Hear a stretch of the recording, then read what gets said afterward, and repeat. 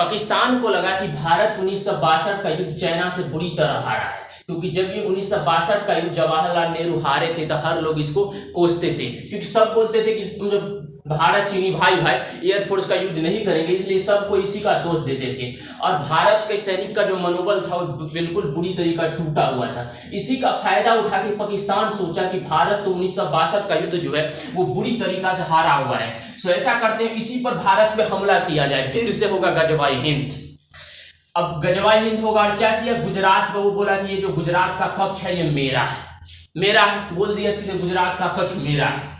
अब भारत के साथ बहुत बड़ी समस्या थी। समस्या क्या थी कि यहाँ नेतृत्व का अभाव था, और 1965 में भारत में अकाल पड़ा हुआ था और नेतृत्व का अभाव था, क्योंकि 1962 में ये जवाहरलाल नेहरू की मृत्यु हुई थी। चुनाव से ये जो थे लाल बहादुर शास्त्री ये चुनाव से प्रधानमंत्री नहीं बने थे, ये डायरेक्ट बन गए थे, इसलिए नेतृत्व की अभाव थी, एक अकाल पड़ा हुआ था, और दूसरा 1962 के युद्ध में भारत बुरी तरह हारा था। इसी का फायदा उठा के पाकिस्तान बोला गुजरात का कच्छ मेरा है। अब भारत के सैनिक ने क्या किया, सीधे यहाँ हमला किया। जैसे ही हमला किया और कच्छ कारण जो है बिल्कुल खाली एरिया है, बिल्कुल पाकिस्तानियों को बिछा दिया, अच्छे से धो दिया, दूर दूर तक क्लियर दिखता था, सबको धर धर सबको मार के बिछा दिया।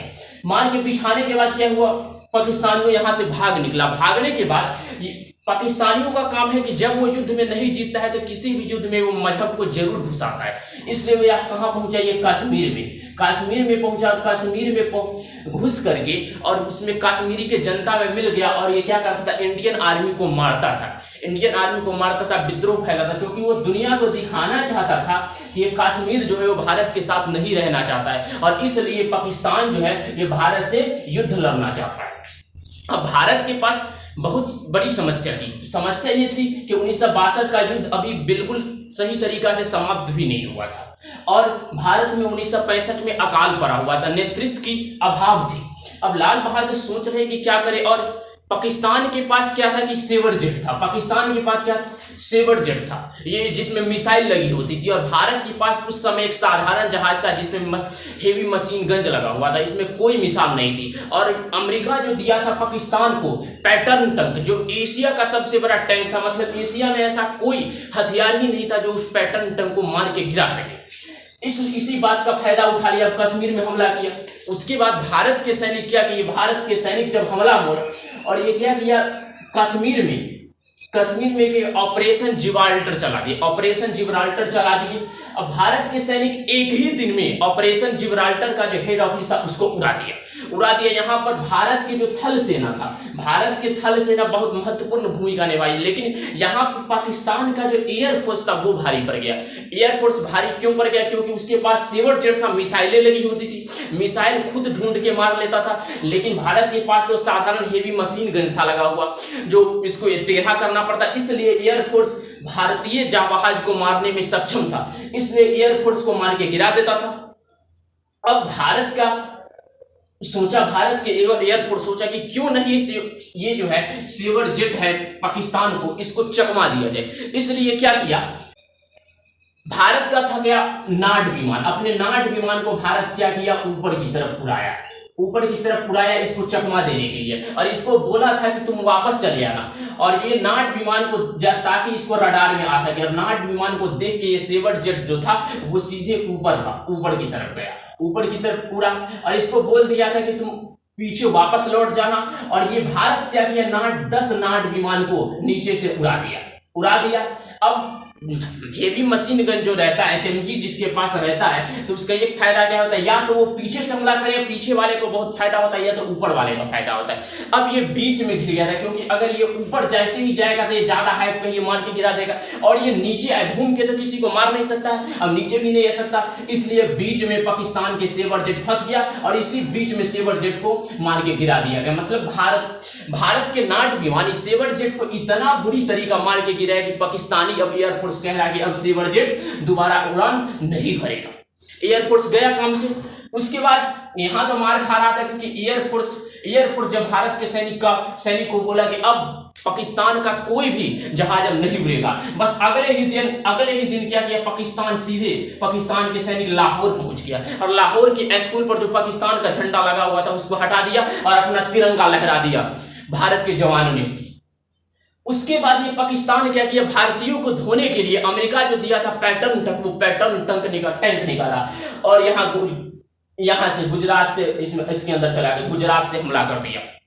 अब भारत के पास तो उसको उड़ाने के लिए कोई मशीन था नहीं, लेकिन यहाँ पे वीर अब्दुल हमीद खड़ा हुआ था। अब वीर अब्दुल हमीद तो पैटर्न को सीधे उधिया दिए और मतलब वो जो चला रहे थे पैटर्न टैंक ब्रिगेडियर, ये इतना कंफर्म थे, इतना कि उसको पता था कि एशिया में ऐसी कोई भी मशीन नहीं है जो इस पैटर्न को उड़ा सके, इसलिए सबसे आगे चल रहे थे। वीर अब्दुल हमीद क्या किए, सबसे पहले उसी को निशाना बनाए, उसी को मार दिए।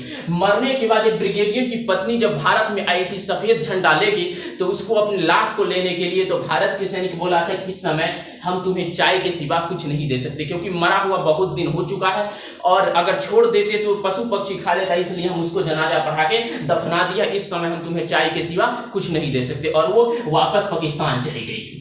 उसके बाद जब लगा वीर अब्दुल हमीद के गोले बरसने, अब यहाँ पे था आरसीएल गन, वीर अब्दुल हमीद के पास आरसीएल गन और यहाँ पैटर्न टैंक। अब विधाता को मंजूर नहीं था, इसलिए वीर अब्दुल हमीद के आरसीएल गन और ये पैटर्न टैंक का मिसाइल दोनों एक साथ गोला फेंक दिए, जिसके कारण क्या हुआ कि वीर अब्दुल हमीद के चिथरे उड़ गए।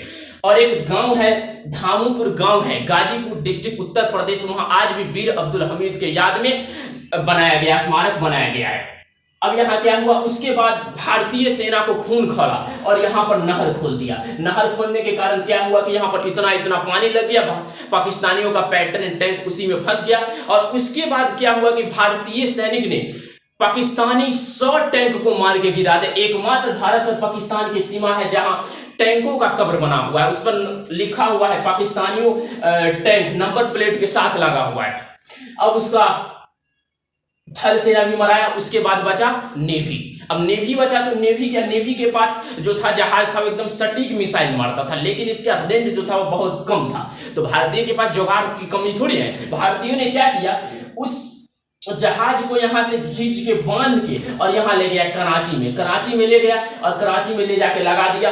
और उसके बाद वहां से जब लगा धोने तो पूरा कराची बंदरगाह को उड़ा। यहाँ से पाकिस्तानियों डर के भाग करके ग्वादर बंदरगाह भाग गया और पाकिस्तानियों को नेवी को बोला कि अब समुद्र में मत जाओ, हमारे के सब गिरा देगा।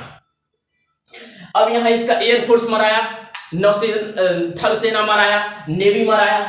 उसके बाद ये जो अमेरिका था ये साथ दे रहा था पाकिस्तान को, रूस साथ दे रहा था भारत को, लेकिन रूस जो था वो सही रूप से मित्र नहीं बना हुआ था। इसलिए उस समय चल रहा था क्यूबा संकट जो चल रहा था, ये रूस जो था, क्यूबा यहाँ कहा, अमेरिका के नीचे ये क्यूबा है। रूस का किया यहाँ क्यूबा में परमाणु बम लगाया किसको, अमेरिका को उड़ाने के लिए। और अमेरिका तुर्की में लगा दिया परमाणु बम, किसको उड़ाने के लिए, रूस को उड़ाने के लिए। मतलब फिर से तीसरा विश्व युद्ध की तैयारी चल रही थी। अब रूस नहीं चल रहा था कि इस टाइम दूसरा युद्ध हो, इसलिए क्या किया, ये उज्बेकिस्तान में एक शहर है ताशकंद शहर, यहाँ लाल बहादुर शास्त्री से और यहाँ सब मिलकर इस पर दबाव बना रहे थे। रूस भी दबाव बना रहे थे कि इस युद्ध को यहीं समाप्त कर दिया जाए, जो लौट लिया है वो सारा का सारा लौटा दिया जाए। मजबूरन बस लाल बहादुर शास्त्री को साइन करना पड़ा। लाल बहादुर शास्त्री साइन करने के बाद जैसे ही रूम के अंदर गए, हार्ट अटैक से मर गए।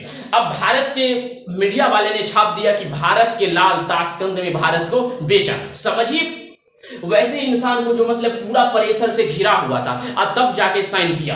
एकमात्र भारत के प्रधानमंत्री ऐसे हैं लाल बहादुर शास्त्री जिनको मृत्यु विदेश में हुई है। हम लोग भारत के लिए बहुत से चुकाए हैं, क्योंकि ये 1962 का युद्ध नेहरू का जान लिया, 1965 का युद्ध लाल बहादुर शास्त्री का जान लिया। उसके बाद हम लोग क्या किए, अपने वापस लौटे। उसने बोला गया ताशकंद समझौता में जो कैप्चर किया है वो वापस कर दें। तो पाकिस्तान कब्जा ही क्या किया था, हम लोग तो लाहौर कब्जा कर रहे थे। अगर उस वक्त युद्ध को समाप्त नहीं किया जाता तो हम लोग तो सीधे यहाँ पहुंच जाते, ईरान पहुंच जाते। लेकिन एक न एक जगह रुकना ही पड़ता, क्योंकि यूएनए का नियम है कि हम किसी भी देश को कब्जा नहीं कर सकते हैं। यही लाल बहादुर शास्त्री था जो बोले थे जय जवान जय किसान।